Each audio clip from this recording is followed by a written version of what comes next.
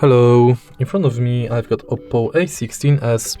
In this video I'll show you how to connect Pendrive to your smartphone.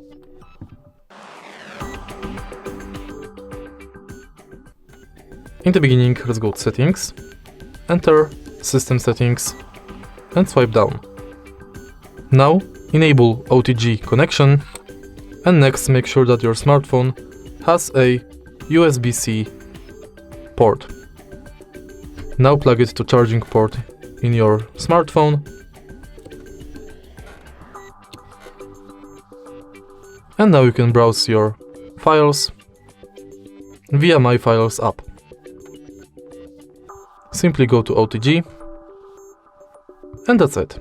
If you find this video helpful, please leave like, comment and subscribe.